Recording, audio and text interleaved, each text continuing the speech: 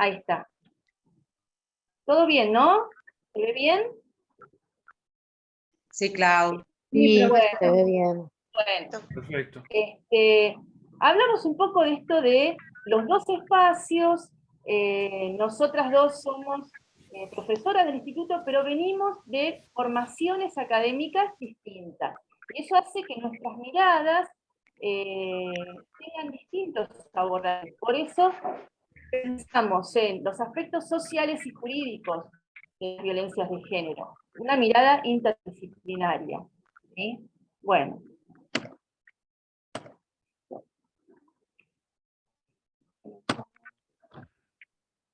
Ahí no lo puedo manejar. A ver si... Así es la manera en que me corre, porque si no de la otra manera no logro... Bueno, no logro con la pantalla completa. ¿Ustedes ven bien el Power? Sí, Claudia. Sí, profe. Sí, se ve Sí, bien. sí, se ve sí. bien. No logro con la pantalla Sí, se ve bien. completa. Bueno, elegí esta imagen con mis alumnas, ya estuvimos viendo temáticas de violencias de género, y comencé con esta imagen.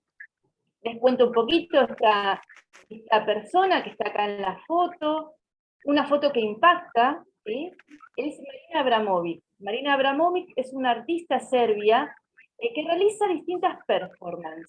Las performances son actividades artísticas que generan una provocación, ¿sí? Una acción en las personas que lo ven. Y son también actos de arte en los cuales las personas que forman parte del auditorio participan del acto artístico. En este caso, Marina, en el año 1974, propuso esta performance desde un lugar realmente controvertido y desde un lugar que llegó a un límite, ¿sí? La performance se llamó Ritmo Cero, y lo que ella propuso fue colocarse en su cuerpo, poner su cuerpo, en función de determinada consigna que le dio al auditorio. Ella se paró enfrente del auditorio y a su lado había una mesa con 74 objetos. Esos objetos eran muy diversos, desde plumas para acariciar, cascabeles, cuerdas, elementos punzantes, hasta llegar a un arma y una bala. La consigna era que durante 6 horas ella iba a estar parada en una actitud pasiva, ¿sí? Y las personas que formaban parte del auditorio podían utilizar esos objetos en su cuerpo de la forma en que ellos les pareciera conveniente. La situación fue que al principio las personas tímidamente se acercaron al cuerpo de ella con distintos objetos, fueron explorando, ¿no? Llegando hasta determinadas cuestiones, hasta que comenzaron a dañarla, a lastimarla. Ella termina la performance, en este momento, en esta foto, es la mitad de la performance. Ella termina mucho más dañada, con la ropa rota, y en determinado momento uno de los espectadores, una de las personas del auditorio, bueno, le colocó el revólver y alguien lo tuvo que frenar.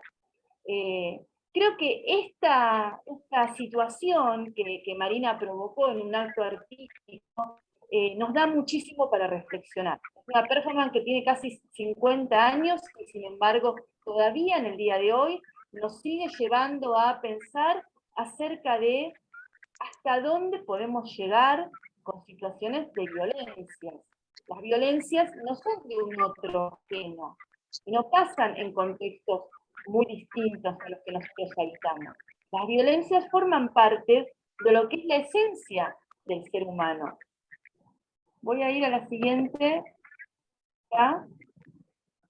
Yo soy muy de las etimologías de las palabras, porque dicen mucho, ¿sí? Y dentro de la etimología de la palabra violencia, una palabra que viene del latín, ¿sí? y tiene que ver con una fuerza que es llevada hacia un determinado objeto, hacia determinado fin, ¿sí? Llevar la fuerza hacia algo o hacia alguien. Cuando hablamos de fuerza, no hablamos solamente de una cuestión física, sino que hablamos también de fuerzas que tienen que ver con las conductas, con lo simbólico, por eso hablamos que las violencias son mucho más complejas que lo que vemos en un daño físico, ¿sí? Bueno, ahora hago todo un recorrido, porque decimos, bueno, en nuestra sociedad, en nuestro mundo, estamos rodeados de situaciones violentas, que como yo decía antes, las vemos como algo lejano, como algo específico. La imagen de una batalla vemos como una violencia explícita, ¿sí? Una violencia social explícita. En esta otra imagen también vemos una violencia dentro de un contexto social, donde hay una institución que reprime, que brinda seguridad, una institución del Estado, que ejecuta violencia. Pero esta imagen también es una imagen de violencia. ¿Por qué? Porque violencia también son las situaciones de desigualdad y de opresión que se presentan cotidianamente en nuestra sociedad. Pero ¿qué pasa? ¿Podemos ver la violencia en estas imágenes o en esta otra? Ya nos vamos acercando a las cuestiones de violencia de género. ¿Podemos ver quizás que pueden suceder violencias en contextos donde los idealizamos como contextos que son amorosos y de cuidados? Bueno, estos son los contextos donde, por las estadísticas que luego nos va a contar María Inés, las mujeres corremos más peligro en los contextos domésticos y de violencia, en los vínculos, con los vínculos más cercanos, ¿sí? Entonces, cuando hablamos de violencia, ¿cuándo hablamos de violencias de género? No todo es violencia de género. En esta filmina, un poco resumo todo esto que veníamos haciendo. No podemos desvincular las violencias de género de los niveles de violencias que hay en nuestra sociedad. Y esas violencias de género van a tener que ver con los niveles en que la sociedad permite que haya violencias de género, como así también otros tipos de violencias hacia colectivos, hacia personas que están dentro de sistemas de subordinación, ¿sí? Hay una palabra, bueno, acá encontré una definición, luego con María Inés seguramente ella nos va a decir la definición exacta desde el aspecto jurídico, pero esta es una definición amplia, ¿sí? Donde nos está diciendo que, bueno, la violencia es toda conducta, acción y omisión, ¿sí? Que la violencia tiene un nivel de complejidad que va mucho más allá de lo explícito, ¿sí? Por eso dice, bueno, toda conducta que dañe, ¿sí? Que afecte de manera directa o indirecta la integridad física, psicológica, sexual, económica, ¿sí? Como nuestra seguridad personal. El concepto de integridad, ¿sí? Integridad personal, es un concepto muy amplio y abarca un montón de aspectos de las personas. Voy a seguir desde acá. Bueno, no podemos dejar de hablar de cuestiones de jerarquías, ¿sí? Y cuestiones de diferencias con respecto a los géneros. Hay una palabra, que es la que ahora vamos a ver, que la deben haber escuchado mucho, que no podemos dejar de nombrarla cuando hablamos de violencia de género, que tiene que ver con el patriarcado, ¿sí? Este sistema de organización social, cultural, que ya lo tenemos institucionalizado, y que está tan metido en nosotros, que muchas veces no lo podemos registrar. Les quiero ir contando, no quiero ir leyendo la filmina. Después la puedo socializar, ¿sí? Para el que quiera tenerla. Pero más allá de los conceptos, me interesa poder conversar, después Marinés va a proseguir desde lo jurídico, pero bueno, este es otro concepto importante para hablar de violencias de género. La violencia es relacional, la violencia está dentro de los vínculos, dentro de las relaciones, y se basa en una relación de poder asimétrico y desigual de los géneros, ¿sí? Las cuestiones que hablábamos de subordinación de un género hacia otro. Cuando hablamos de un género hacia otro, estamos hablando de subordinación del género femenino y de todo lo que conlleva lo femenino y otras identidades de género, lo que vamos a hablar como las disidencias, hacia lo masculino como lo dominante, ¿sí? Bueno, esto es importante también saberlo. Cuando uno ve una noticia, un femicidio, una situación de violencia extrema hacia una mujer o una disidencia, lo que está viendo es el final de un camino, ¿sí?, que comenzó mucho tiempo antes, ¿sí? Bueno, si llega al golpe, a la herida, al femicidio, antes hubo otras violencias, invisibles y a veces no tanto, pero que evidentemente han sido poco percibidas y que precedieron luego a hechos más graves. Es importante también decir que las distintas sociedades tienen distintos umbrales para detectar las violencias, ¿sí?, y para hacer algo con ellas. Y acá sí se enlaza mucho con el marco normativo, el marco jurídico que da protección a las víctimas de las violencias de género.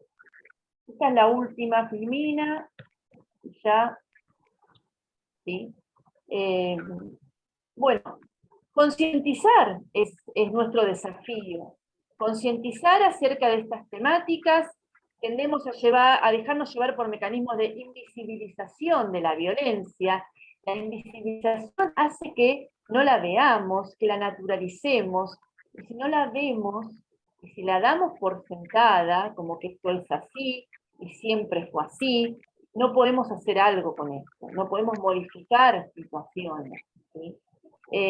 Creo que les hice un recorrido bastante general, como bastante introductorio, para que María Inés se meta con temáticas complejas, como son las cuestiones, las narrativas jurídicas y legales. Para los que no somos de esa formación, bueno, nos disponemos quizás a escuchar otro tipo de discurso, otra lógica también, y que es interesante poder realizar este trabajo interdisciplinario, ¿no?, de los distintos discursos. Así que, bueno, yo voy a ir ahora leyendo los chats para poder ir organizándonos con las preguntas, con las reflexiones. Y si te parece, María Inés, yo ahora dejo de compartir pantalla, ¿sí? Bueno, Clau. Ahí está. Perdón, no. Ahí está. Dejo de compartir pantalla. Y te dejo. Bueno, buenas tardes para los que estaban entrando y los demás. Veo que hay algunas alumnas, exalumnas, compañeras, profesoras, profesores, así que bueno, ahí un poco Claudia, ¿no?, hizo toda una introducción a lo que significan las violencias en general, ¿no?, y esta cuestión que tiene que ver con nosotros como país, qué normativa que tenemos y que estuvimos, ¿sí?, y que seguimos promulgando, normativa que tenga que ver con la protección, ¿sí?, de lo que tiene que ver el género, ¿sí?, y la protección en general de la violencia, ¿no?, porque por ahí cuando hablamos de violencia de género, pensemos que acá, en lo que planteamos el género, justo hoy es el día de la conmemoración del orgullo del LGTB, ¿no?, de las comunidades, de los colectivos disidentes, ¿sí?, hoy por hoy, donde está tan en discusión, ¿no?, que es el género, ¿sí?, que es la cuestión de las identidades. Bueno, estas leyes también, ¿sí?, son abarcativas, o en este caso de protección, para estas cuestiones, están incluidas en lo que sería la ley de violencia. Bueno, como muchos sabrán, yo soy abogada, ¿sí? Tengo especialización en familia y en niñez, así que también las cuestiones de género mucho atraviesa a la niñez y a la adolescencia, así que pensemos que el género acá, o esta ley, protege, ¿sí?, desde los niños hasta los adultos, ¿sí? Niños víctimas también de violencia dentro del ámbito familiar. Yo después les voy a compartir un PowerPoint, pero por ahí les quiero empezar a contar qué es la normativa, tanto internacional como nacional, que tenemos, ¿no? Argentina en 1994 incorpora normativa internacional que es obligatoria para nuestro país con la reforma de la Constitución Nacional. Por lo tanto, ahí nos obliga a incorporar tratados internacionales, ¿sí? La Convención de los Derechos del Niño, la Convención Belén do Pará, que fue incorporada un poco después. Nos obliga como país a ajustar la normativa interna a los compromisos internacionales que asumimos cuando firmamos un tratado internacional. Entonces obliga a que el país tenga que sí o sí dictar normativa, leyes nacionales, provinciales, ¿sí?, que van a aplicarse, bueno, después en cada una de las jurisdicciones, ¿sí?, locales, ¿sí?, y que van de la mano, o sea, van en concordancia con los postulados de los tratados internacionales, o lo que se pretende, que es erradicar, ¿sí?, la violencia, ¿sí?, de género, y erradicar la violencia en general, ¿no?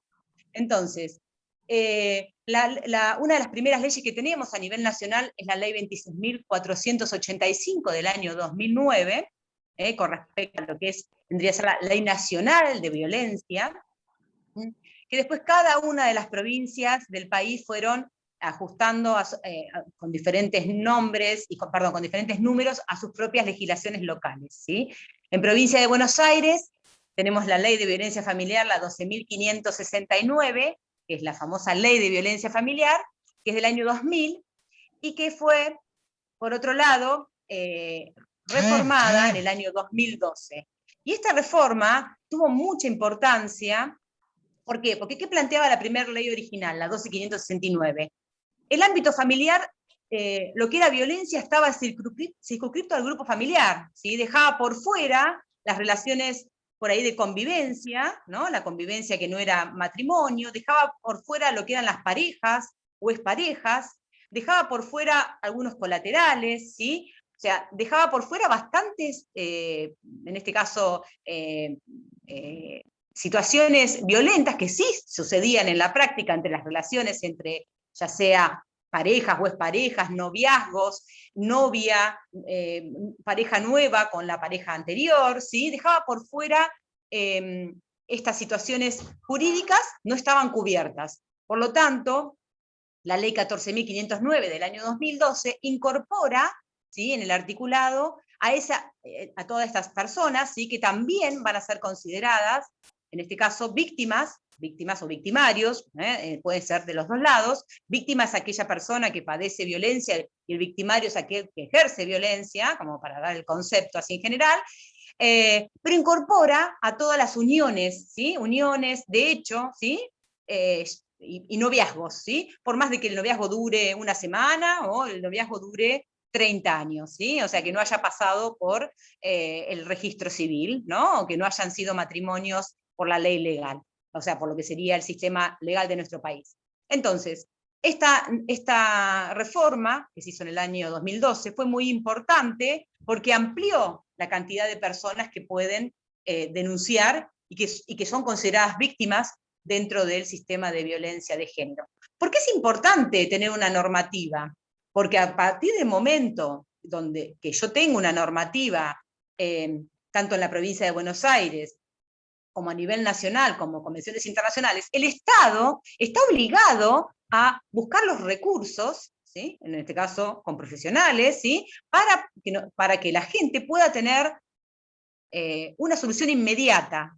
¿Sí? Una solución inmediata ¿a qué? A una situación de violencia extrema, ¿no? Después, cuando ahora les voy a después leer un poco las estadísticas, y la realidad es que las estadísticas de nuestro país siguen siendo altas, ¿sí?, de los femicidios, ¿sí? La realidad es que, a pesar de que tenemos normativa que se aplica, no es suficiente. Por esto que Claudia comenta, ¿no? Esta cuestión interdisciplinaria. La norma no alcanza para resolver las cuestiones de violencia, ¿sí? Podemos tener una norma muy, obviamente ayuda, ¿no? Que no tenerla, por supuesto, pero no alcanza, ¿sí? Para erradicar la violencia de género y la violencia en general, porque si no, no estaríamos en las estadísticas que estamos, que son muy altas en nuestro país, sobre, bueno, en este caso los feminicidios, ¿sí? Que son estas muertes violentas de mujeres por razón de género, ¿sí? Esto sería la definición del femicidio. ¿Me siguen? Voy muy rápido. Bien.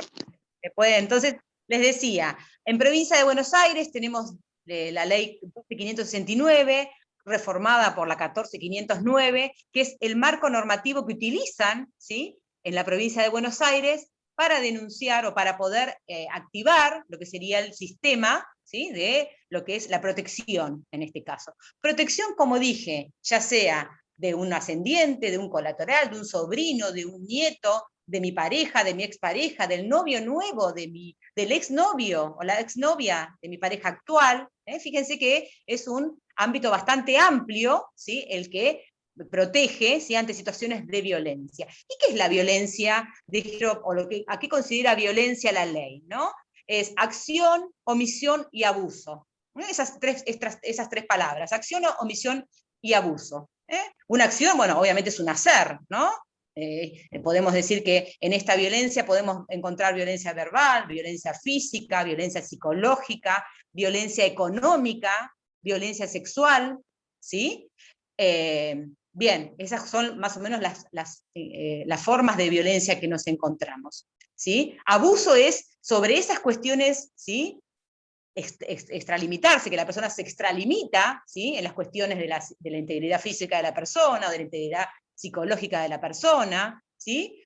Obviamente de la integridad económica, ¿sí? Bueno, y omisión, en este caso la omisión es un dejar de hacer, ¿no? En la omisión es no hacer, ¿sí? Cuando estoy obligado. También se considera violencia, ¿sí? Violencia familiar o violencia dentro de lo que es la normativa, a la negligencia, ¿sí? En general, la omisión se da más cuando la violencia se ejerce hacia los niños o jóvenes. Bueno, mis alumnas, que están algunas acá, en general, cuando vemos sobre la parte cuando hablamos de niñez o adolescencia, que son aquellos con los cuales nosotros después estamos en un ámbito educativo, trabajando con menores, estamos podemos observar las omisiones, ¿sí? Aparte del abuso, ¿no? Del abuso de la violencia familiar. Pero también podemos ver cuestiones que son omisiones que también son violencia, ¿sí? Y acá es muy importante porque también esta reforma del 2011, la 14.509, lo que hizo fue ampliar a aquellos que pueden denunciar, ¿no? ¿Quiénes son las personas que pueden denunciar una situación de violencia familiar? Ya sea por género o por violencia familiar en sí. Bueno, en principio la víctima, ¿no? O sea, en principio la propia víctima, pero muchas veces la víctima no puede denunciar por diferentes motivos, ya sea por miedo, o porque en este caso es menor, si es un joven menor de 18 años, está en situación de desconocimiento de qué es lo que puede hacer, ¿sí? Por eso también obliga la ley a quiénes son los organismos que van a también estar obligados. Bueno, ahora después contesto, así no corto el relato.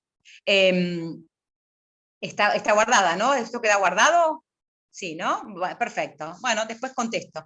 Entonces, ¿qué pasa? Entonces decía, con ese joven o niño, ¿sí? Que, bueno, la ley obliga, ¿sí? A determinados organismos a denunciar cuando la víctima sea. No solamente cuando la víctima sea un niño, cuando la víctima también puede ser que sean incapaces, o sea, aquellas personas que no pueden, por sus propios medios, ¿sí? Ya sean por alguna incapacidad o discapacidad, ¿sí? Que les impida tomar darse cuenta de la dimensión del acto, ¿no? De lo que se está sucediendo, a los ancianos, ¿sí? Bueno, y menores. ¿Por qué? Porque se los considera como más vulnerables, mucho más débiles en cuanto a poder ejercer sus propios derechos, ¿sí? Entonces ahí, cuando hay menores, o cuando hay ancianos, o discapacitados, o incapaces, por algún tipo de discapacidad, ya sea transitoria o permanente, están obligados a denunciar por violencia, o por supuesto la familia, ¿no? Pero bueno, siempre y cuando esa familia no sea el victimario, pero también obliga a quién? a la escuela, en este caso, ¿no? A lo que sería el servicio, en este caso, servicios educativos. La ley lo dice claramente, el servicio educativo, ¿sí? Por eso acá es muy importante, como estudiantes de psicopedagogía, ni hablar si trabajan en un ámbito público, ya sea en un equipo de orientación o en el ámbito privado, estamos obligados a denunciar cuando un joven relata o es víctima de violencia, ¿sí? Una chica relata que es víctima de violencia de su novio, un chico relata que es víctima de violencia de su mamá o de su papá o de su abuelo o de su hermano, ¿sí? No importa, porque dijimos que los familiares acá es extenso, ¿sí? Una chica relata que es víctima de violencia de la exnovia de su novio actual, ¿sí? Bueno, o nos obligan en este caso al servicio educativo, a realizar la denuncia. A los servicios de salud, por supuesto, también, los pediatras en general cuando reciben chicos con golpes, ¿sí? Que puedan, obviamente, ¿no? Realizar algún tipo de intervención para ver si hay indicios de que puede llegar a ser víctima de violencia. Por supuesto, todo el servicio asistencial con los que se trabaja, ¿no? Ya sean hogares, ¿sí? Estoy pensando en los ancianos, aquellos que trabajan con las discapacidades. Entonces, fíjense que ahí lo que hizo la ley fue ampliar a un montón, en este caso de personas que estamos obligadas, ¿sí? A denunciar, ¿sí? La denuncia es obligar a denunciar. La justicia no nos pide. Ahora lo voy a en general, ahora después le contesto, pero así no corta, hay varias preguntas. La denuncia, o sea, lo que nos pide la ley es que nosotros denunciemos, no que investiguemos, no que supongamos, no que digamos, pero a mí me parece, o sea, todo eso, que son cuestiones subjetivas propias, hay que dejarlas de lado. Para eso está la justicia, para investigar que se haya o no cometido el delito, ni hablar si hay lesiones, esa persona será asistida, obviamente por el servicio asistencial, ¿sí? Porque después ahí se puede llegar a cometer un delito, que estamos en la parte penal. Bien, entonces, la obligación de denunciar la tenemos todos. Es más, si no denunciamos, hasta el juez, lo plantea la ley, nos puede aplicar una multa, ¿sí? En caso de que nosotros teníamos conocimiento de una situación de violencia y no hicimos la denuncia cuando estábamos obligados a hacer.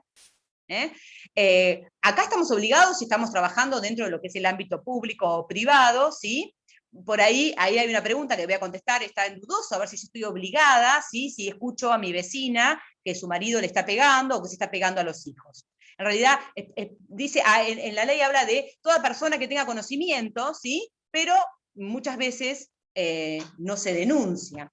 Hoy permite también, lo que sería, permite la ley, en este caso, que las denuncias sean con reserva de identidad. La reserva de identidad significa, la reserva de identidad significa que aquel que va a denunciar no quiere estar, ¿sí? Que aparezca su nombre como denunciante, para evitar algún tipo de represalia. O sea, hoy también permite, fíjense cómo buscan, en este caso la ley normativa, para facilitar y para que la gente tome la decisión de hacer las denuncias, ¿sí? Y bueno, y a partir de ahí empieza lo que se empieza a pasar es, empieza a trabajar la maquinaria judicial. Cuando hablaba de la maquinaria judicial, no solamente es el juez de paz, en la zona yo hablo de juez de paz porque son los encargados en los municipios de dictar las medidas cautelares, que ahora les voy a contar qué son, sino también la justicia penal. La justicia penal es todo lo que sería la fiscalía, la descentralizada, que acá también no tenemos justicia penal, pero tenemos justicia penal descentralizada, que también va a intervenir en el caso de desobediencias, de medidas cautelares, o en el caso de lesiones, porque ya si esa persona a su vez, bueno, ni hablar, ahora después le voy a explicar el feminicidio, que sería en este caso la muerte de la persona por razones de género, ¿sí? En ese caso ya interviene la justicia penal, ¿sí? No la justicia civil, porque es un delito. Delitos es penal, ¿sí?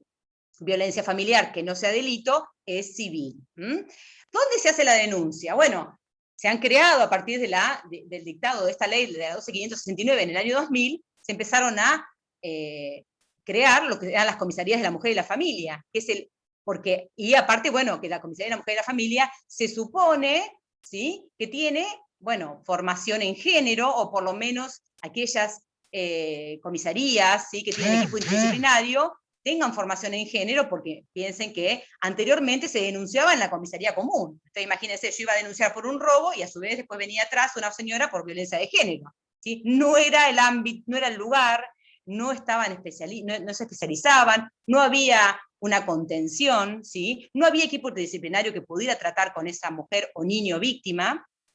Entonces, a partir del año 2000, en todos los municipios se crea la Comisaría de la Mujer y de la Familia, sí que van a ser aquellos organismos que van a recibir las denuncias. ¿Sí? Hoy por hoy, las denuncias, cuando estamos hablando de un adulto, las instituciones, aquellas instituciones que trabajan con el adulto, ¿no? Ahí hay una pregunta, pero bueno. Quiero adelantar un poco más, así después también hay tiempo para las preguntas. Bueno, por supuesto que como les comentaba, a partir del momento de la denuncia empieza a trabajar, ¿sí? Lo que sería la justicia ya nosotros digo aquellos que denunciamos, ya seamos nosotras víctimas o estamos en un organismo donde estamos obligados a denunciar, no nos van a pedir más. O sea, ya haber hecho la denuncia es suficiente para que el aparato judicial empiece a trabajar y a tomar las medidas que tienen que tomar. Ahí empiezo con lo que serían las medidas cautelares. ¿Qué es una medida cautelar? Es una obligación, es la ley lo que le plantea al juez es, el juez tiene un plazo de 24 a 48 horas de dictar medidas. Son medidas urgentes, por eso se llaman medidas cautelares urgentes. ¿Por qué? Porque la urgencia tiene que ver para evitar, ¿no? Lo que a veces no se evita, pero bueno, para evitar, en este caso, la muerte de una persona en manos del agresor. No digo, digo en manos del agresor, víctima y victimario, no estoy hablando ahora del género, en manos del agresor o agresora. Entonces, ¿qué va a tener que tomar el juez? ¿Qué medidas son las más comunes o las que en general se toman? ¿No? Después hay más, pero vamos a las más importantes. Es la prohibición del hogar, la exclusión del hogar, que es sacar a la persona agresora del domicilio, ¿sí? Para proteger a la víctima, ¿sí? Y la prohibición de acercamiento. Esas son las medidas, en general, esas dos salen siempre, que son exclusión del hogar y prohibición de acercamiento, ¿sí? Claro, orden de alejamiento es prohibición de acercamiento, se dice así, la ley dice prohibición de acercamiento. Por plazos, no es que es eterno, no es que empieza ahora, ¿sí? Y el juez dicta una medida cautelar y va a ser in eternum, no, o sea, tienen plazo las medidas cautelares. El plazo va ese plazo puede ser renovable, ese plazo puede ser desde un mes, 3 meses, 6 meses, 180, un año, ¿sí? O en los casos, ahora les comento, hay casos donde es indefinido, o sea, la medida cautelar continúa cuando la violencia familiar o la situación de violencia tuvo que ver con la integridad sexual, cuando hay denuncias por abuso sexual, dentro de lo que también estamos en lo que es violencia. O sea, acuérdense que yo les dije que también tiene que ver, dentro de los casos de violencia, la violencia sexual. Entonces, cuando hay abuso sexual, como es un delito penal, la justicia penal investiga ese delito, en ese caso el juez civil no da una medida cautelar con plazo. ¿Por qué? Porque se está a la espera de la investigación del delito penal. ¿Sí? Vendría a ser, entonces, obviamente, no se puede sacar por poco tiempo, porque imagínense esa persona que es denunciada por abuso sexual, ¿sí? No podemos volver a reintegrar un hogar donde hay una sospecha, ¿sí? De seguir cometiendo un delito. Por eso, en general, cuando hay abuso sexual o denuncia de abuso sexual, sí, bien, ahora después, cuando hay abuso sexual, ahí en ese caso las medidas son indefinidas, o sea, no vienen con plazo. Por supuesto, el juez civil no trabaja solo tampoco, porque por eso decimos que en esto hay una corresponsabilidad, ¿sí? En estas cuestiones pensemos que siempre hay una corresponsabilidad, aunque a veces nos parezca que no, y la corresponsabilidad tiene que ver con qué otros organismos también se trabaja. Bueno, por supuesto, la Comisaría de la Mujer y la Familia tiene el equipo interdisciplinario, ¿sí? Que hay una abogada, psicólogas, trabajadoras sociales, que son las que van a asistir a esta víctima, ya sea menor o mayor, ¿sí? Servicios locales de protección de niñez, equipo de violencia masculino, me parece que hoy estaba Franco, por ahí lo vi que estaba, que pertenece al equipo. O sea, en algunos municipios, no en todos, se creó la figura de también el equipo interdisciplinario masculino para trabajar con el victimario, porque también esto es muy importante. Trabajar solamente con la víctima no nos alcanza, porque obviamente el victimario el victimario hay que trabajar con qué pasa con ese, ¿no? Con esa persona violenta, de cómo revertir esa situación de violencia, porque hoy será con esta mujer, mañana va a ser con otra, y pasado va a ser con otra, ¿no? O traspasado va a ser con otra. Entonces, es un poco también trabajar con el victimario, ¿sí? Bueno, a través de órdenes que da el juez de el tratamiento, ya sea grupal o individual, que va a tener que tener ese victimario, como la víctima, para, bueno, que estas situaciones no se vuelvan a repetir. Por supuesto, en los casos más graves, ¿sí? Ha habido detenciones de la persona, obviamente, victimaria, ¿sí? Que ha realizado violencia, y también las medidas complementarias que utiliza el juez, que ahí utiliza lo que es la policía, que es el rondín policial, o sea, que una policía circule por o sea, que vaya circulando por el perímetro de la casa, ¿sí? O sea, que se proteja a toda la familia, porque por ahí denuncia al hijo o la hija, pero es víctima de violencia toda la familia, ¿no? Hasta el perro, ¿no? La persona es violenta, ¿no? Con todo el grupo familiar, o sea, lo que se trata es proteger a toda la familia. Y el juez está obligado, sí, también, a llamar a una audiencia por separado a ambas partes, ¿sí? O sea, una audiencia con el agresor, una audiencia con la víctima, dentro del plazo de 48 horas para apersonarse y escuchar a la persona, en la cual está obligado, y si no va, será llevado por la fuerza pública, o sea, lo va a buscar la policía. No hay audiencias de conciliación en violencia, está prohibida la conciliación en violencia. Bueno, por ahí no saben, en la justicia se hacen audiencias de conciliación para solucionar problemas legales. En violencia no están prohibidas las audiencias de conciliación, no se pueden juntar a las partes para conciliar nada, pero por supuesto el juez no está después en cada una de las casas. Entonces, si la persona permite entrar al agresor, si el agresor, porque ahí sí, por ahí les cuento un poco, no sé si, por ahí no sé si les muestro el PowerPoint, tiene que ver con este famoso círculo de la violencia, ¿no? El famoso círculo de la violencia, que muchas veces decimos, ¿por qué estaba con medidas cautelares? Volvieron y la mató, ¿no? Bueno, el círculo de la violencia es este famoso círculo que tiene que ver como los ciclos de la luna, ¿no? Son ciclos de la violencia, ¿no? El momento donde está la situación donde hay una tensión, ¿sí? Que es el momento de la violencia, después de la tensión sucede la acción, ¿sí? En este caso, la situación específica de violencia, y después está el arrepentimiento, ¿no? El arrepentimiento se llama también la luna de miel, que es el momento donde no lo voy a volver a hacer, ¿sí? Bueno, este ciclo es un ciclo que se vuelve a repetir, Pasa un tiempo en el ciclo de la violencia donde la luna de miel dura cada vez menos, ¿sí? Y la tensión se produce, vuelve a ser un ciclo, ¿sí? Que se repite constantemente, y a veces esos ciclos se dan más seguidos, por ahí se dan en un mes, se dan varias veces, a veces se da, empieza una vez al año, una vez cada 6 meses, y después esos ciclos se van reiterando en el tiempo, y son los ciclos donde, bueno, la situación a veces se desborda. Bien, yo les quería contar también un poco de cómo son las estadísticas en nuestro país, ¿sí? Varias cuestiones, esperen que ahí abro sobre todo el tema de las cuestiones de estadísticas, ¿no? Y otra, bueno, y el femicidio. Y el femicidio, otra de las normativas que hubo en el año 2012, fue que se incorpora al artículo 80 del Código Penal. Ustedes saben que el homicidio está, bueno, tenemos Código Penal del año 1912, ¿sí? El homicidio está del año 1912 en nuestro país, ¿no? Como en el Código Penal. Se incorporó en el año 2012 la figura del feminicidio, ¿sí? O femicidio, que vendría a ser el homicidio en razón de género, ¿sí? Entonces, esto es muy importante porque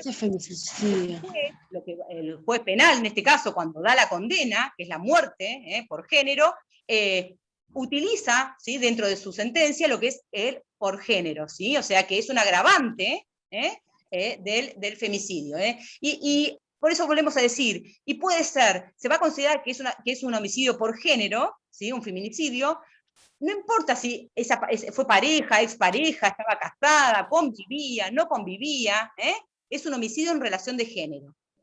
Después también tenemos dentro de lo que es un agravante, es el homicidio por la identidad de género, por la orientación sexual, ¿sí?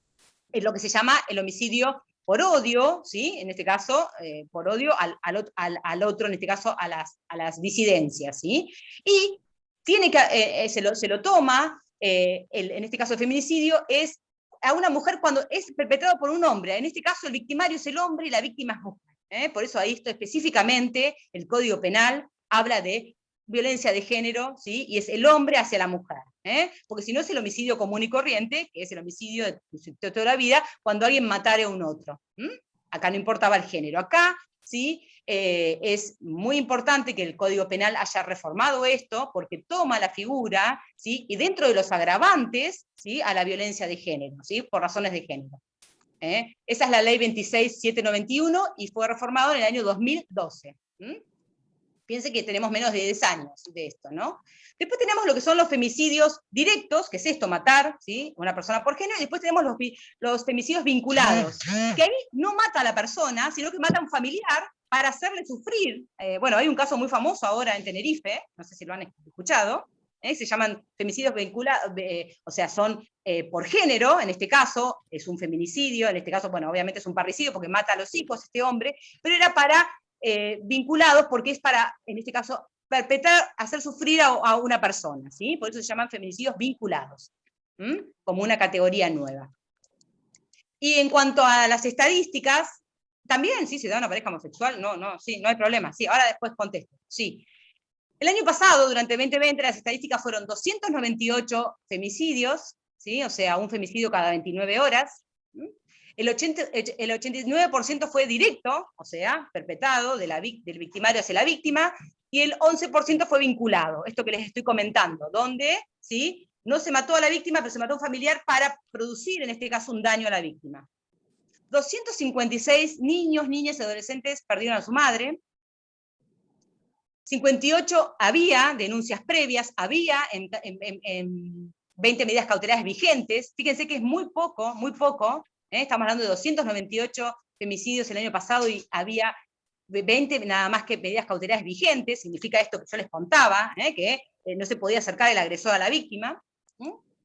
El 82% de las víctimas conocían a sus agresores, eran, ¿sí? La edad en general de las víctimas es entre 20 y 40 años, el 44% tenía entre 20 y 40 años, ¿sí? De los victimarios, 38 se suicidaron, 15 intentaron suicidarse y 15 pertenecían a las fuerzas de seguridad. Se perpetró el delito, ¿sí? Dentro, el lugar del hecho era en general conocido por la víctima, ya sea su propia casa, o la casa del agresor, ¿sí? O la vivienda de un familiar. Y fíjense que lo que les estoy contando es el año 2020, todavía, bueno, 2021, las estadísticas tampoco vienen ayudando, pero bueno, 298, ¿sí? Es un femicidio cada 29 horas.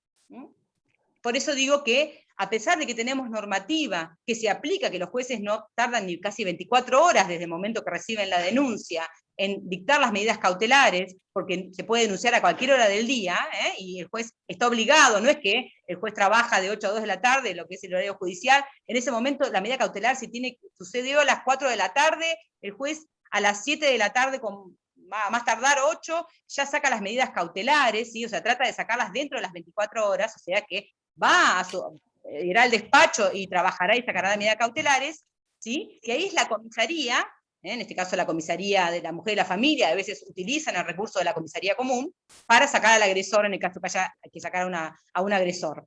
¿Por qué? Porque obviamente puede suceder de que se vaya ido la mujer con los chicos, ¿sí? Y bueno, se saca al agresor y se reintegra, ¿sí? A la mujer con los niños, porque es el domicilio, porque por supuesto uno cuando es víctima en ese momento no sabe qué hacer y por ahí como primera medida se va. El que se tiene que ir es el agresor, no la víctima, y menos cuando hay niños, o cuando hay menores de edad. ¿Te parece, Mari, que vayamos redondeando, así podemos ver? Porque la verdad es que son bastante complejas las preguntas o las reflexiones. Bien, así que bueno, quería dar un pantallazo general de más o menos, y bueno, y también el tema de las personas con LGTB, que también se producen, ¿sí? Violencias, de golpes, difamaciones, acosos, hostigamientos, que esto también hay estadísticas sobre denuncias, ¿sí? Que también estamos hablando dentro de lo que es, bueno, estos colectivos que también son víctimas, por el solo hecho de su orientación sexual o etcétera, bueno, en este caso, ¿no? Ser disidencias. Sí, si te parece, bueno, el chat está lleno de preguntas, de dudas, de reflexiones también, de situaciones de vivencias.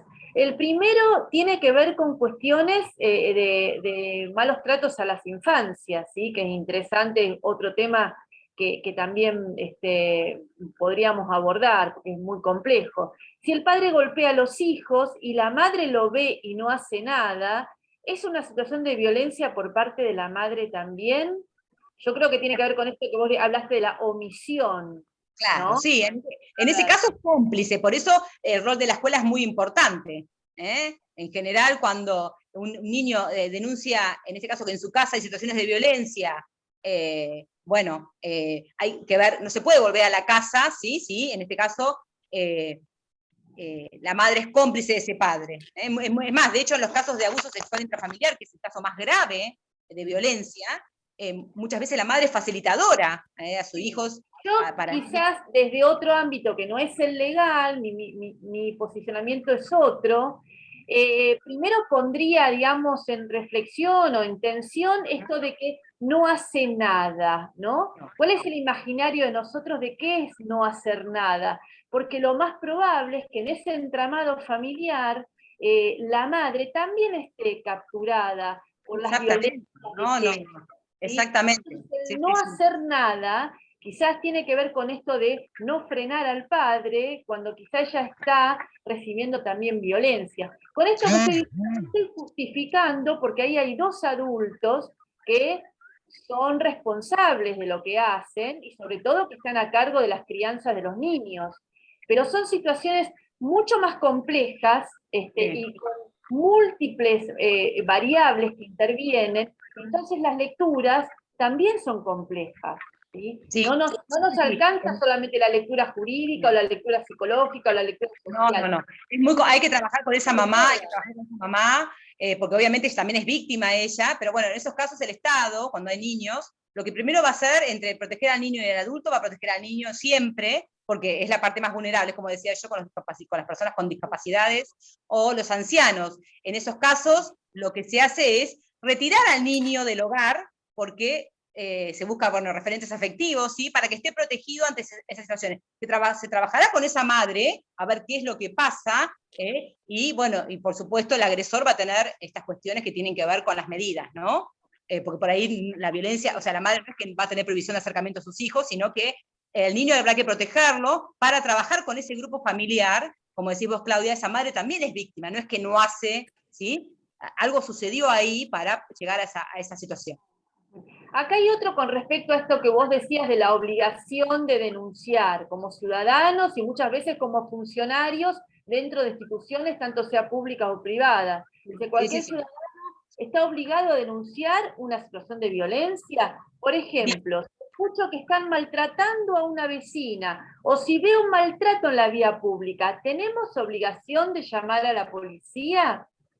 Mira, como ciudadano tendríamos la obligación, muchas veces no se hace, ¿sí? Por esta cuestión de, bueno, yo después vivo en el barrio, ¿no? La realidad es que la ley plantea, dice cualquier ciudadano, pero no dice como obligatorio. Sí obligatorio, obviamente, los que trabajamos dentro del sistema público o privado. Cuando digo privado también, si somos, ha habido psicólogas en consultorio privado, que hay niños que han relatado situaciones de violencia y están obligados, o sea, aquel que tiene el consultorio particular. Escuelas, por supuesto que sí, la escuela, por supuesto que sí, pero bueno, yo diría que en una situación de violencia en la calle podríamos denunciar, o sea, la realidad es que en esas situaciones, en general, la sociedad no está, por lo menos en nuestro país, no está habituada, no hay muchos casos de violencia de género o situaciones de violencia que se han denunciado de la calle. Pero sí por ahí de vecinos, donde ha habido denuncias anónimas de reiteradas situaciones, sobre todo cuando hay niños, ¿sí? En general entre los adultos por ahí no, pero sí cuando hay niños, cuando las víctimas son niños.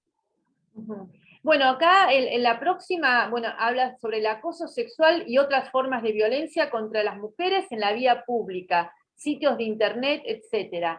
Se ha reducido, a ver, lo pone así, dice, el acosador, al notar que algunas mujeres se animan a denunciar y hacerlo público en redes sociales, ¿dejan de hacerlo? Como una reflexión, una pregunta, ¿no? Porque en realidad La realidad es que el acoso es un delito penal, está dentro de lo que, estaríamos dentro de lo que es violencia, porque también puede ser el acoso a una expareja, ¿sí? O en este caso a un familiar, así que estaríamos dentro de lo que es violencia y también es un delito penal. Si dejaría o no, y va a depender también siempre de la, bueno, de cuestiones que por ahí exceden, ¿sí? Eso no, en sí, si dejan o no desconozco, pero muchas veces, bueno, a los casos de acoso, que ha habido denuncias, que tampoco es algo que nuestro país tenga tantas denuncias de acoso, porque todavía hay mucho desconocimiento, ni hablar, esto por eso da para mucho, porque también tenemos lo que es el acoso laboral, ¿sí? Que también en muchas cuestiones nos pasa esto, ¿no? Que también, por supuesto, es súper violento, ¿no? Si estamos encima trabajando en un lugar donde no podemos dejar de ir a trabajar, ¿no? Pero si la pregunta es si ese acosador va a dejar de acosar con una denuncia, no sé, desconozco esa parte. Ajá. Acá hay otra con respecto a la violencia en el parto, ¿no? Por parte del grupo médico, ¿cómo se puede prevenir? Está hablando de la violencia obstétrica, una de las formas de violencia que padecemos las mujeres, sobre todo en los ámbitos de salud, ¿no? Donde hay una cuestión de diferencia de poder ahí, ¿no? Donde nuestro cuerpo ingresa, ya sea en el momento del parto, en el momento, un momento de tanta vulnerabilidad para la mujer, y la realidad es que son muchísimas las mujeres que cuentan experiencias de violencias, experiencias de malos tratos, de abusos por parte del personal de salud. Uno se imagina, uno espera, ¿no? Que sea el personal el que cuide, el que contenga en un momento de tanta vulnerabilidad. Y suele darse, lamentablemente, más, digamos, más casos de los que no, suelen darse situaciones de violencia en esos momentos. La ley eso lo contempla y es denunciable.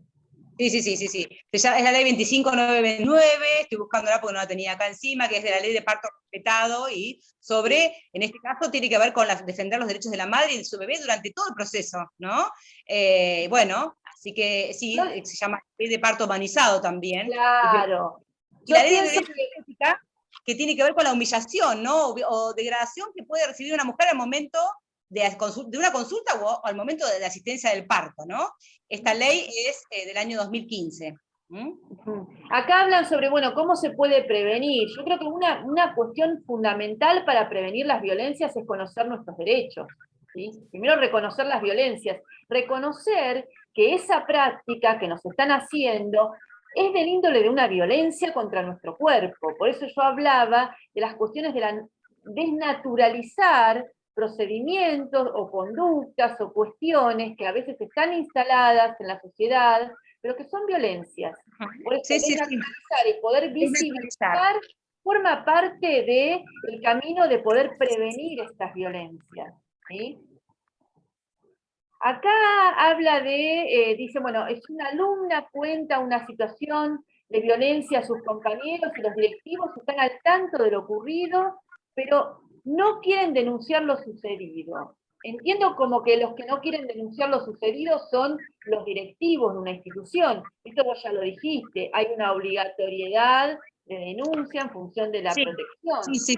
Yo esto lo doy en mi materia y yo siempre les digo que la guía de intervención hasta de situaciones problemáticas, que es una guía de orientación, conocer las docentes que están en actividad o no, es obligación de la escuela, desde la maestra que escucha el primer relato, por ahí la maestra no va a dejar el curso, ¿sí? Levantar un acta y tiene que ir, o sea, en este caso vendría a ser, ¿no?, lo que se usaba en el proceso, la obediencia debida acá no funciona, ¿sí? La ley no discrimina, ¿sí?, entre el directivo, ¿sí?, docente, equipo de orientación, portera, ¿sí?, o la maestranza de una escuela. Acá la ley es clara y dice, aquel va a tener que hacer la denuncia. O sea, yo no tengo que pedirle permiso a mi directivo, ¿sí?, para ir a hacer una denuncia, ni al inspector, por supuesto que tampoco, ¿sí? ¿Por qué? Porque la ley es clara, o sea, el directivo puede decirme, no la hagas, y yo en realidad estoy incumpliendo la ley, o sea, no estoy incumpliendo ninguna normativa educativa, no está en ningún estatuto del docente, no, díganme dónde está esa normativa y bueno, discutimos. acá hay otra pregunta que dice, bueno, ¿y qué se puede hacer cuando las instituciones no hacen nada? Cuando no lo hacen, cuando no hacen corresponde a, digamos, correspondiente a la normativa vigente, cuando no hacen la denuncia. Recemos que ese niño o niña que la escuela no ayudó, vaya a alguna institución pública donde haya alguien, no sé, a ver, yo hoy considero que, confío en que las escuelas, esta ley ya es bastante, o sea, estamos hablando del año 2012, tiene 10 años la reforma, casi 10 años. Hoy una escuela, creo que los directivos están formados también en esto, creo que un directivo no puede desconocer, sobre todo estoy hablando de directivo de escuela secundaria, porque ya, acordémonos que estas cuestiones cuando son niños o ancianos o con discapacidades, ¿sí? Son estos organismos asistenciales, ¿sí? No es, o sea, por eso digo, están formados, se supone que los directivos están formados y que sí falta formación, es verdad, en lo que es por ahí la cuestión que tiene más que ver con la docencia, pero bueno, el directivo también es formador de formadores, así que confío en que estas cuestiones...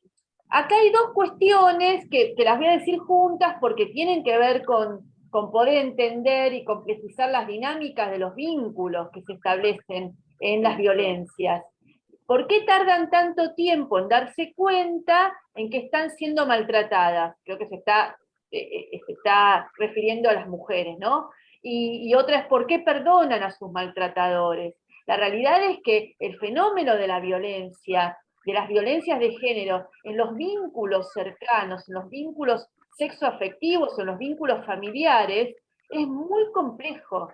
No es una cuestión de darse cuenta desde la afuera, uno puede percibir ciertas violencias. Dentro del vínculo las cuestiones son mucho más complejas, ¿sí? Sí, Cada vínculo se establece de determinada manera y se compone de determinadas prácticas y determinadas creencias.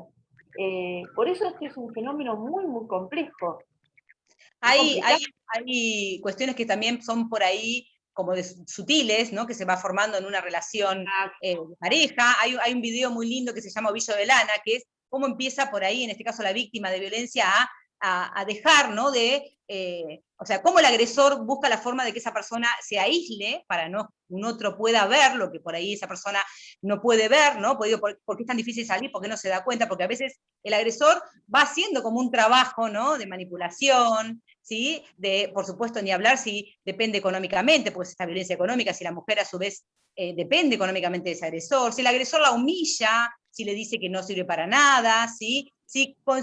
O sea, hay un trabajo de terror en realidad, ¿no? Porque cuando la mujer muchas veces puede salir, darse cuenta en lo que estuvo, pensó que sola no podía, ¿no? Por eso es esto de decir, siempre pedir ayuda, ¿sí?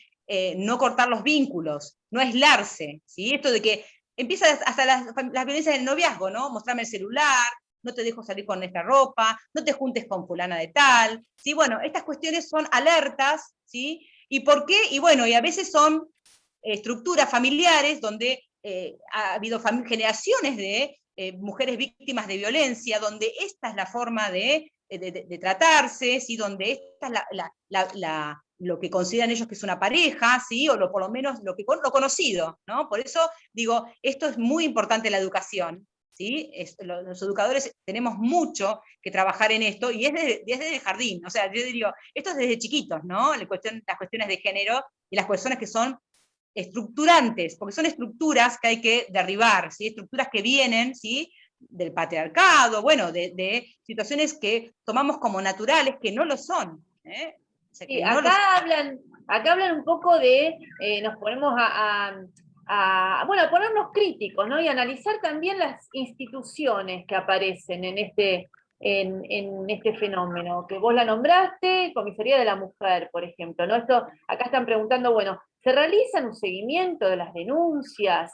¿Qué pasa cuando la Comisaría de la Mujer no cumple con sus funciones, cuando no reciben, no toman bien las denuncias, cuando en un momento también alguien dijo, bueno, cuando archivan la denuncia, cuando no pasa nada? Vemos que en muchos femicidios la víctima había hecho múltiples denuncias y sin embargo se llegó hasta la muerte de la mujer, ¿no? ¿Qué pasó antes? Sí. Que el sistema de protección no se pudo activar, ¿sí? Bueno, ahí yo podría decir, bueno, nosotros no sé, en la zona no hemos tenido esas situaciones de archivar las denuncias, ¿sí? O por lo menos que hayan salido a la luz y que sean conocidos. Por lo menos yo, en los años que también estoy trabajando en esto, no he visto. Pero sí, obviamente salen. Bueno, eso es de una gravedad institucional, porque cuando el juez tiene que ir para atrás, hasta cuando llega un femicidio, decir, bueno, a ver, ¿cómo son las responsabilidades acá? O sea, aquel que tuvo que recepcionar la denuncia y no decirle, mira, no es tu casa.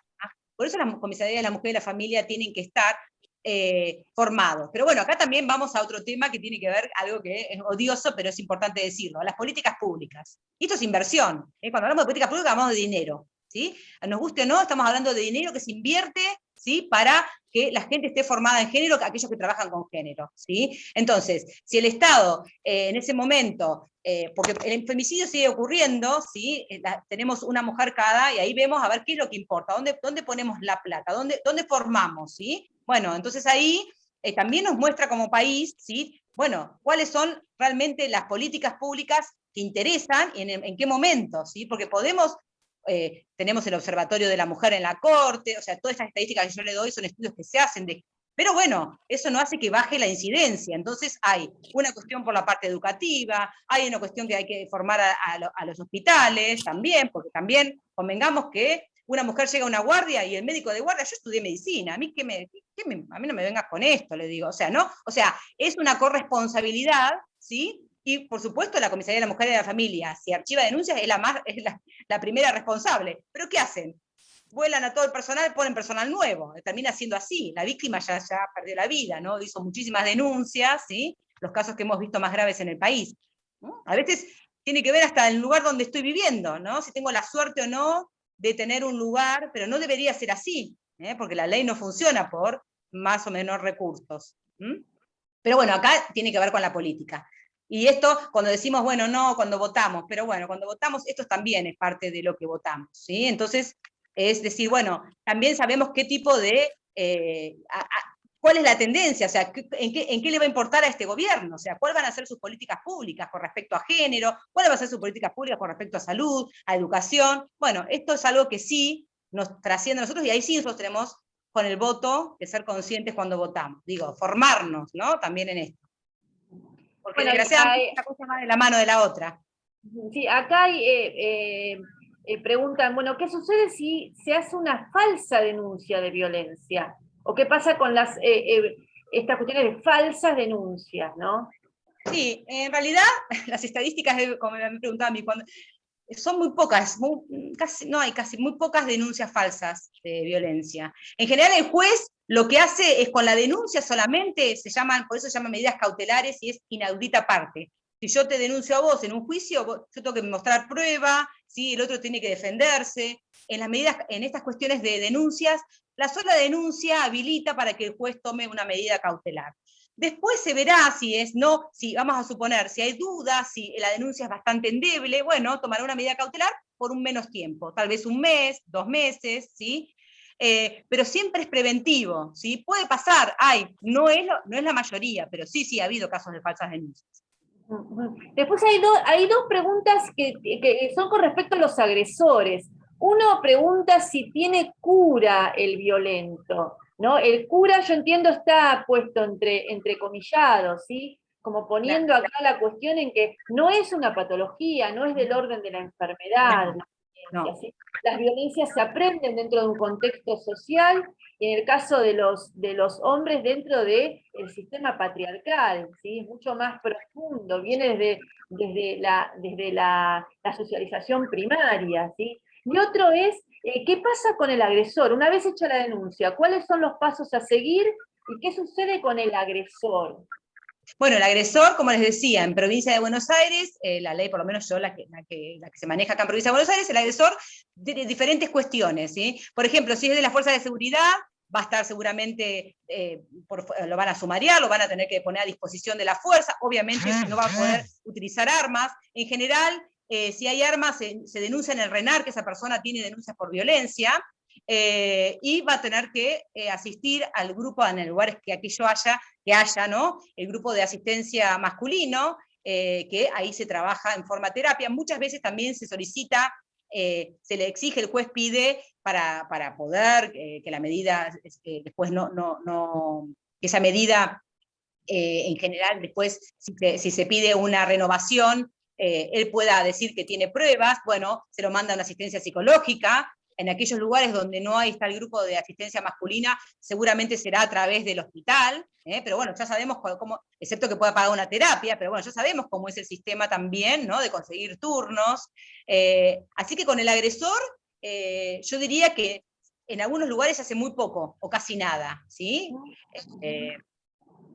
Así que esa sería como, si yo tuviera Lo que que pasa decir... es que lo que queda es determinada percepción de impunidad hacia el agresor, cuando en realidad la ley contempla, dentro del sistema de abordaje de las violencias, el agresor es parte, es integrante también, y Totalmente. tiene que ser asistido, debe ser asistido, es una obligación del Estado. Sí, Hay un comentario que dice, bueno, las mujeres también matan a los hombres por odio. Yo creo que tiene que ver un poco, pone en tensión esta cuestión de que las violencias de género tienen que ver con la violencia que recibe la mujer o las disidencias o las identidades disidentes por parte del hombre, porque está enclamado dentro del sistema patriarcal. Sí. Sí, las estadísticas no ayudan acá que sea al revés. Claro. Casos, Yo creo que tiene que ver con esto.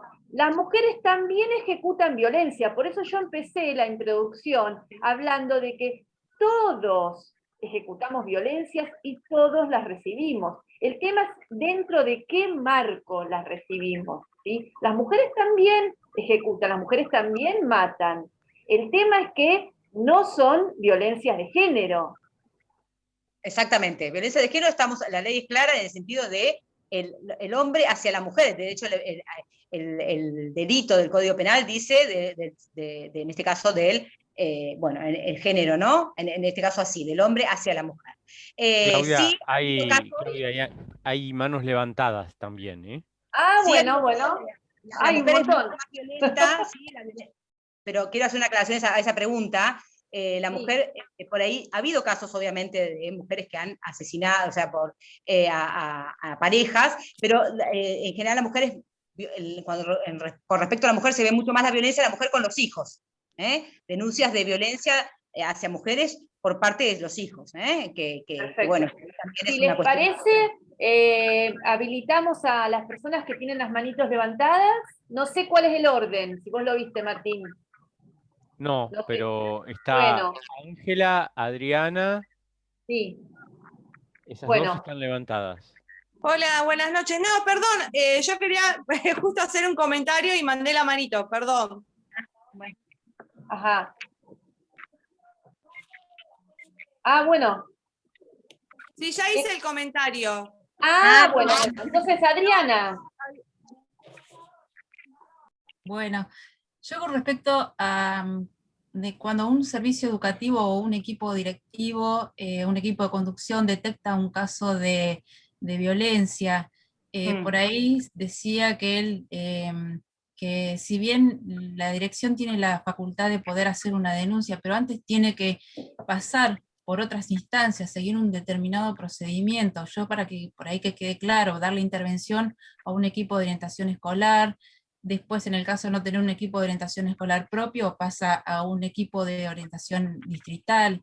Entonces, por ahí a veces esa denuncia, el realizar la denuncia se dilata muchísimo en poder llegar hasta, no sé, hasta la voz de un juez y que el juez emita una medida cautelar. Sí, eso lo dice la ley, Adriana. Yo sé lo que vos decís porque como integrante de servicios locales de protección de niñez, lo he discutido con las escuelas. Eso no dice la ley. Vos imaginate un chico que entra golpeado a la escuela, o un alumno que le comenta a la maestra que el padre le está y si vamos a esperar que capaz que el equipo, ni hablar si no tiene equipo de orientación propio, el Claro, directivo lo que está pasa- en reunión con inspectora en otra ciudad, si vamos a esperar, y ese chico lo devolvemos a la casa.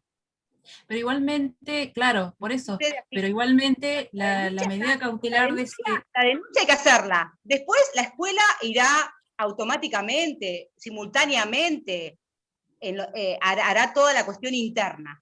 Nunca una denuncia va a estar sujetada a cuestiones administrativas, educativas. Nunca, porque la ley es muy clara. claro, Es muy pero clara. eso es, o sea, teóricamente nunca, pero siempre por ahí, en el caso de la intervención de un servicio Siempre educativo, se dilata muchísimo, y por eso te decía que por ahí de qué manera se puede agilizar un poco más, porque el servicio educativo tiene si bien puede llegar a intervenir y agilizar más las cosas, pero en ese proceso se dilata mucho más la Claro. llegada a No sé a en la Pinamar, intervención yo de no he una trabajado medida en Pinamar. cautelar. No he ¿Cómo? trabajado en Pinamar, pero no he trabajado en colegios de Pinamar, o no he trabajado pero sí en Madariaga yo sé que las denuncias se hacen en el momento, o sea, en el día. Es más, si el chico denuncia a las 5 de la tarde y la maestra tiene que ir, bueno, nada, se le va a tener su horario extendido, porque va a tener que ir a la comisaría con el niño. No se devuelve un niño víctima de violencia porque la directora no estaba en la escuela. Eso es, no es bien. Es más, que no se entere nadie, porque corro el riesgo de que me denuncien a mí. Sí, no, yo entiendo lo que vos decís, No entendí esta última, lo último que dijiste, no entendí. claro, que digo que nunca podemos estar especulando sobre cuestiones administrativas, porque vos pensás que cualquier resolución ministerial tiene jerarquía, esto ya es algo de derecho en general, las normas tienen jerarquías, entonces una ley provincial tiene superioridad a cualquier norma interna de colegio, ¿sí? Resolución ministerial, ¿sí? O sea, dentro de la jerarquía normativa tenemos la Constitución Nacional, todas estas leyes que dije, Sí. y en la jerarquía una normativa interna, escuela, resolución, y de hecho también que también tiene una jerarquía inferior a la ley 2569, que es la guía de intervención para situaciones problemáticas, que está los casos de violencia, uno de los ítems de la guía es violencia, también es bien clara. A lo sumo levanto el acta, ¿sí? Tengo que hacer la denuncia dentro de ese día. Lo que puede suceder muchas veces es que por ahí el tipo denuncia que es víctima de violencia de un tío que no vive en esa casa, y ahí llamo a la familia. No sé, hay una intervención, ahí hay un micrófono. Llamo a la familia para que denuncie. No necesariamente ahí está María levantando la manito. Por otro lado, no sé si te contesté, Adriana, pero digo, es un riesgo que la escuela... yo entiendo que lo que debe ser, entiendo, pero por ahí digo que a veces el proceso se dilata un poco. Entonces, hasta que ese juez emita una medida cautelar, se dilata bastante. No, el juez es rapidísimo cuando tiene la denuncia. El juez, en cuanto la comisaría termina de levantar la denuncia, creo que la comisaría, porque yo las he visto, llaman automáticamente a la guardia y el juez en 24 horas, ¿por qué? Porque ningún juez se va a arriesgar a no tomar una medida cautelar, porque ellos también son responsables, son más responsables que nosotros, imagínense un juez, ¿no?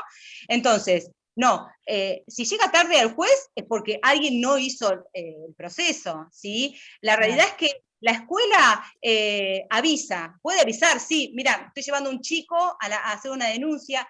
¿Qué pasa cuando un chico encima tiene asistencia médica? Llegó y no sé, se descompuso, hay que llevarlo al hospital y hacer la denuncia, ¿sí? Muchas veces cuando la denuncia no es dentro del ámbito familiar, es una novia o un exnovio, ¿sí? Un tío que no vive en la casa, llamamos a la familia. Lo comprometemos a que haga la denuncia. Tampoco así la familia puede confiar en que la familia haga la denuncia, porque por ahí también es en connivencia, ¿no? O sea, o lo toman como algo naturalizado. La escuela siempre está obligada, y muchas veces, bueno, por eso también están los servicios locales, que son los que asesoran, cuando llama a la escuela, bueno, no puedes ir vos, va el servicio local, ¿sí? O sea, pero la escuela tiene que, no puede desentenderse, no puede objetar, ¿sí? Una situación. Pero entiendo lo que decís, Adriana. Pero yo creo que, bueno, eso es algo que se va limando. Yo acá en Madariaga, no sé, no conozco, no trabajo en Pinamar en escuelas primarias ni en secundarias, pero acá en Madariaga yo sé que eso no sucede, por suerte.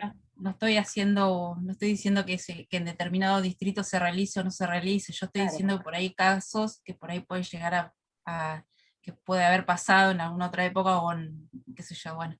Y con Sí. respecto, y por Antes otro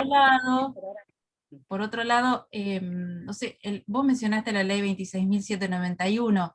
Sí. Yo no la conozco, pero hiciste mención a que solo hace mención a la violencia del hombre hacia la mujer. No. En realidad, esa ley es la modificatoria del Código Penal, es la modificatoria del Código Penal, y lo que hace, bueno, ya te digo, porque pasa que tengo que leer todo el artículo, que te lo voy diciendo, hace del hombre hacia la mujer, de las disidencias por odio racial, o sea, ese artículo, que es el artículo 80, es cuando es de un hombre hacia una mujer y mediar violencia de género, es uno de los homicidios por violencia, o por feminicidio por violencia de género. Habla de hombre hacia la mujer, no de otras. Después dice cuando el homicidio es hecho por odio religioso, por orientación sexual, identidad de género, que también fueron incorporados en el 2012 a agravantes del homicidio. Porque el homicidio común es el homicidio cuando alguien mata a un otro. Estos serían los agravantes. Pero el homicidio común, vos estás hablando por ahí de cuando se encuadra dentro de homicidio común cuando, por ejemplo, es de la mujer hacia el hombre. Yo por ahí te estoy preguntando cosas que por ahí podría ser en otro momento. ¿No?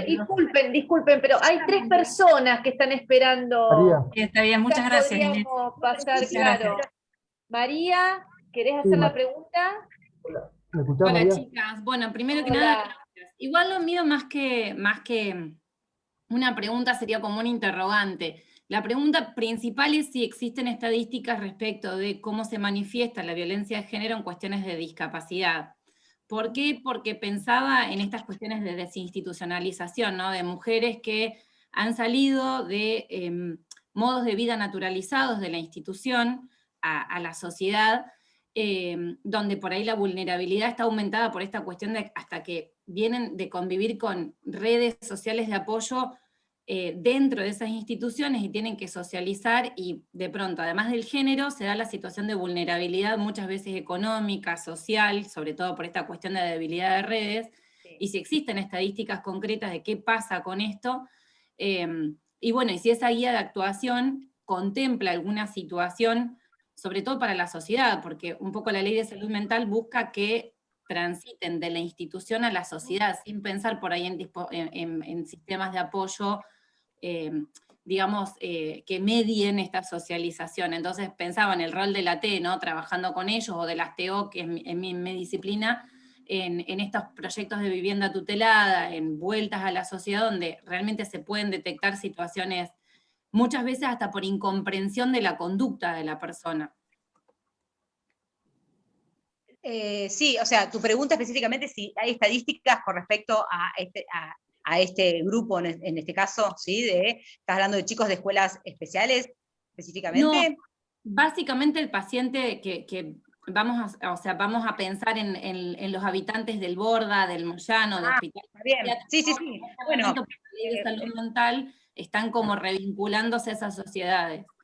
Sí. Bueno, ahí estadísticas específicamente yo no tengo, ¿no? Porque por ahí no es un pero sí, obviamente, se enmarca en lo que es la ley de violencia. Fíjate que habla de personas que sean incapaces o discapacidades, o sea, que se enmarcarían tranquilamente en la misma ley, ¿sí? Por lo tanto, entrarían dentro de aquellos que están obligados, ¿sí?, a denunciar, y por supuesto, por ahí lo que planteó esta cuestión de la ley de salud mental, eso sí, es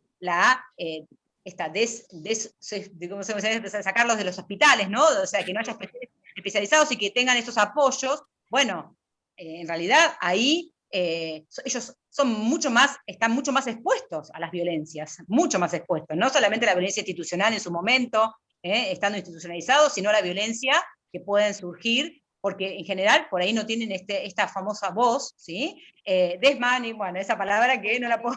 Desmaterialización.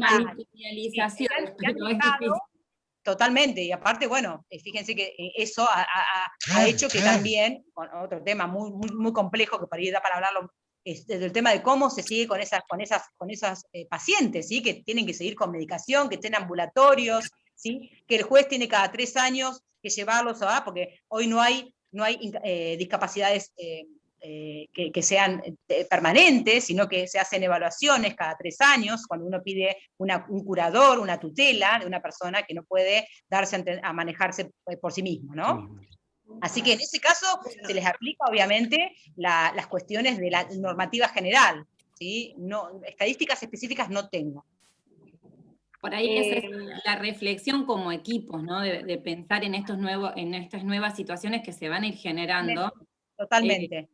Y con la responsabilidad que implica, porque por ahí, por casos personales, hasta por ahí de incomprensión, como yo les decía, de muchos rituales que tienen que ver por ahí con las características del diagnóstico de cada uno, que son incomprendidas por un remisero que los traslada, o por el kiosquero que los atiende, en donde se gestan situaciones de violencia bastante complicadas de manejar. Entonces, no sé si amerita una denuncia, pero sí una intervención y cuesta bastante de las instituciones. Sí, a veces las denuncias son por negligencia, y la negligencia está dentro de la violencia, así que sí, ameritan denuncias, ¿sí? A veces lo que sucede es esto, ¿no? Volvemos a lo mismo, estas políticas públicas, esta formación, ¿no? De los acompañantes, o sea, porque esto también es transversal, como decía Claudia al principio de la charla, ¿sí? A nosotros como docentes, a los que trabajan, los acompañantes terapeutas, o sea, la violencia nos atraviesa, ¿sí? Las situaciones de violencia a veces pensamos que no, y son situaciones de violencia. Pero bueno, también convengamos que tampoco es como decía Adriana, o sea, denunciamos, hay que también ver, en este caso denuncia, bueno, a ver quiénes son, ¿sí? Si son esos apoyos, ¿sí? O no, porque también yo denuncio, pero acá piensen las medidas cautelares son las que tiene el juez no puede aplicar otras, no puede inventar, la ley es bien clara, por eso digo, el juez también está limitado por la norma, entonces, si yo voy a denunciar, no sé qué es peor, el remedio de la enfermedad, o ver qué aparato tengo de recursos, ¿sí? En este caso apoyos, para que esa persona no esté en peores situaciones después.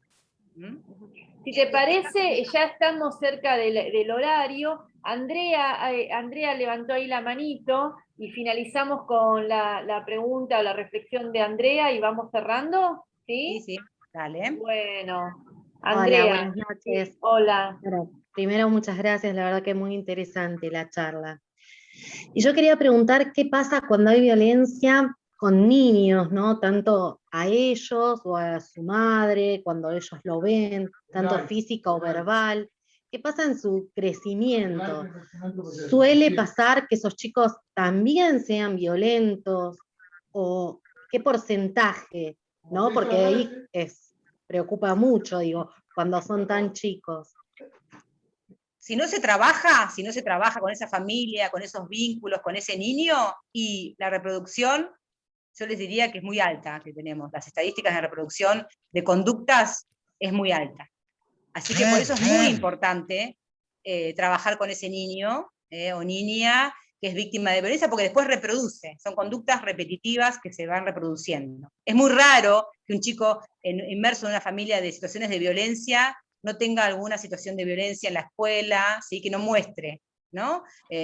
Situaciones después en sus ámbitos ¿no? Ni hablar de todas las consecuencias que tengan que ver con los excesos, con las adicciones, ¿no? Que genera también las cuestiones de violencia no tratadas.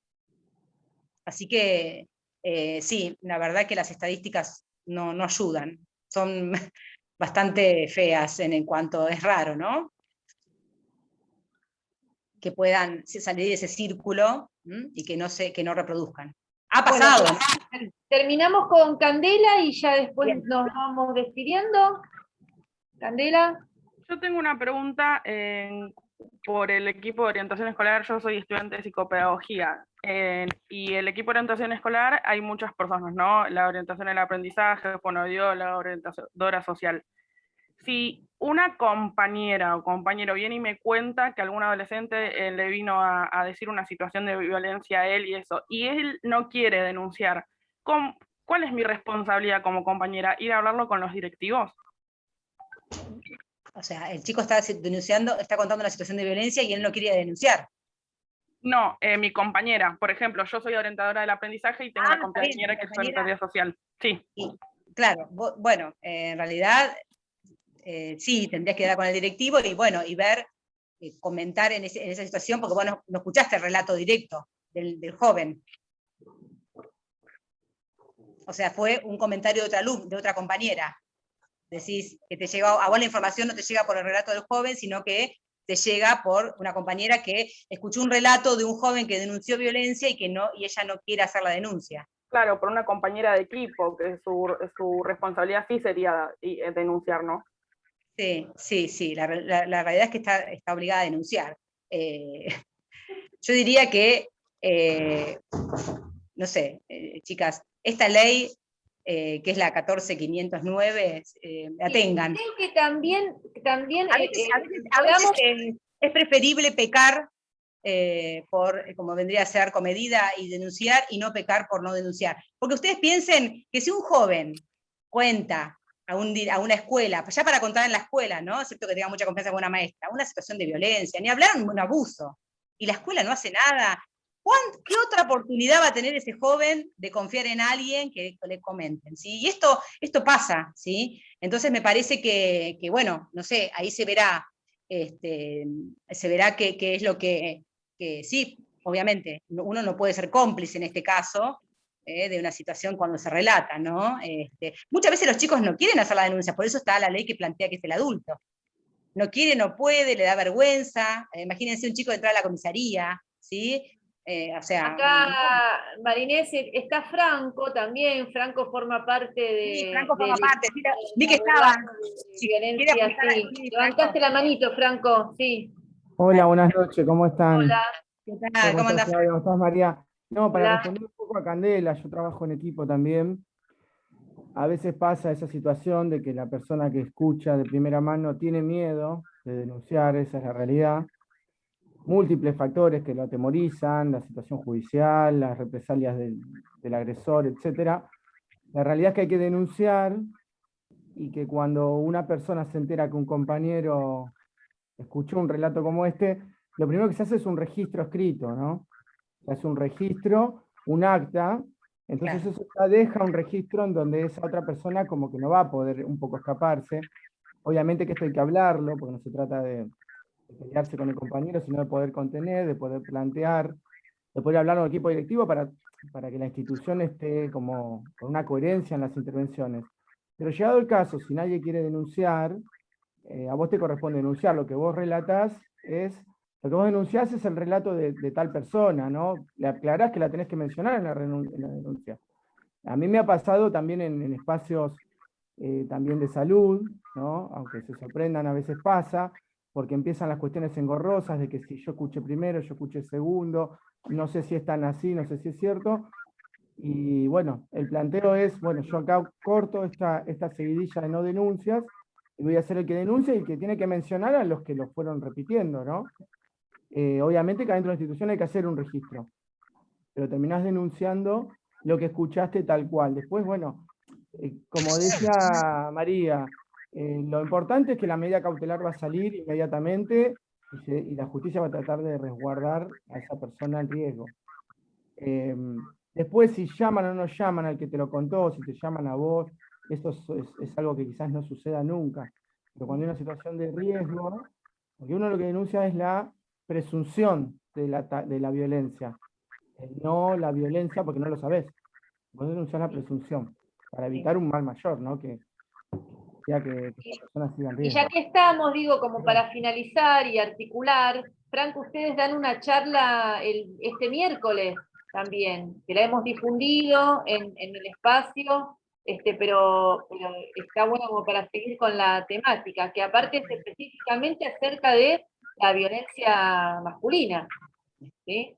Bueno, Sí. gracias, Claudia. Sí, es el Sí. miércoles a las 18. No hay límite en el cupo, es virtual también.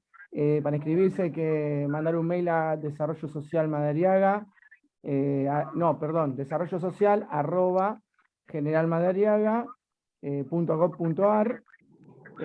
Sí, va a hablar mis compañeros, el trabajador social, Gustavo Enríquez, mi compañero Cristian Gavito, que es abogado.